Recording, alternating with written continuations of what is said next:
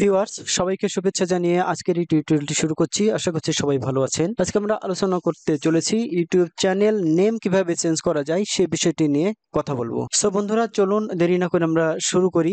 প্রথমে আমরা চলে যাচ্ছি আমাদের চ্যানেলে লগ ইন করে নিচ্ছি। তো এখানে টেক প্রো ব্লগ এটি শো করছে। তো এটি কিভাবে পরিবর্তন করব সেই বিষয়টি নিয়ে আমরা দেখব।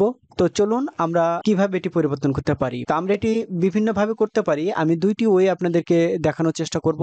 একটি হলো যে এই যে এইখানে যে চ্যানেলের লোগো এখানে ক্লিক করার পর এই যে এখানে ইউটিউব স্টুডিওতে ক্লিক করেও যাওয়া যায়, অথবা চ্যানেলে আসার পরে এই যে কাস্টমাইজ চ্যানেল এখানে ক্লিক করার পরেও কাস্টমাইজ চ্যানেলে যাওয়া যায়। আমি এখান থেকে শর্টকাটে দেখানোর চেষ্টা করছি। কাস্টমাইজ চ্যানেলে ক্লিক করলাম।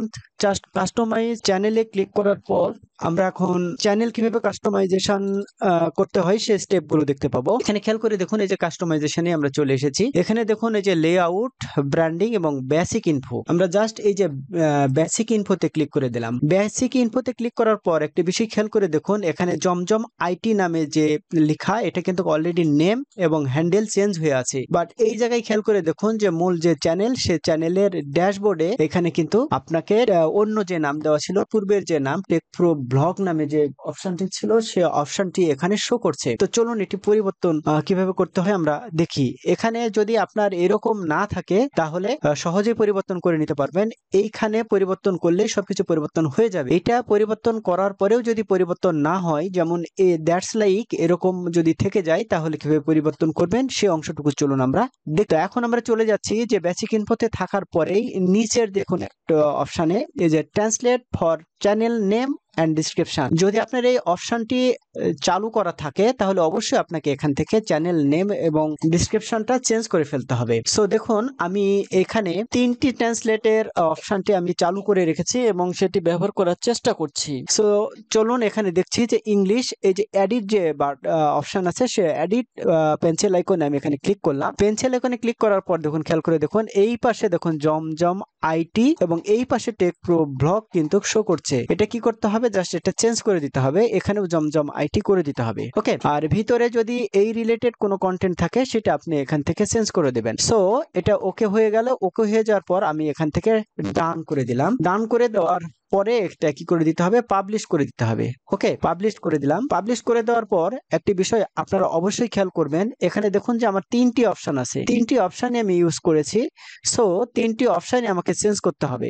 তবে এটা যদি আপনার এটা টু স্টেপ ভেরিফাই করা থাকে আপনার অ্যাকাউন্ট, তাহলে অবশ্যই সেটি ভেরিফাই করে দেখাতে হবে যে আপনি এটা ব্যবহার করতেছেন। আমি জাস্ট এখানে এই অ্যাকাউন্টের ওনার যে আমি, সেটি ব্যবহার করার জন্য জাস্ট ক্লিক করে দেখিয়ে দিচ্ছি। আমরা এটি ভেরিফাই করে ফেললাম। ভেরিফাই করার পর আবার একটু নিচে এসে দেখি যে ইউনাইটেড কিংডমের যে অপশনটুকু, এখানে দেখুন জমজম আইটি, বাট এই পাশে স্টার বাদল আছে। জাস্ট এটা আমি যা ছিল সেটি করে ফেলতেছি এবং এই পাশে যা আছে সে অপশনটুকু আমি এই পাশে দেওয়ার চেষ্টা করতেছি। এখানে যদি কোনো কিছু চেঞ্জ করতে হয় আপনারা চেঞ্জ করে নেবেন। আমি এখান থেকে চেঞ্জ করে নিলাম, নিয়ে জাস্ট এখানে ডান করে দিলাম এবং ডান করে দেওয়ার পর আরেকটি অপশন আছে দেখুন এইখানে যে অপশনে, এই অপশনে কিন্তু জমজম আইটি ওকে আছে। ওকে, সবকিছু ওকে হয়ে যাওয়ার পর জাস্ট এখানে আমি এখানে পাবলিশ করে দিলাম। পাবলিশ করে দেওয়ার পর আমরা চলে যাব আমাদের চ্যানেলের যে ড্যাশবোর্ড, সেই ড্যাশবোর্ডে এখানে ক্লিক করেও গো টু চ্যানেলে আমরা যেতে পারি, অথবা এখানে একটা বিষয় খেয়াল করে দেখুন যে এখানে টেক প্রো ব্লগ নামে যে চ্যানেলটি ছিল সে চ্যানেলের নেমটি পরিবর্তন হয়েছে কিনা জাস্ট আমরা এখানে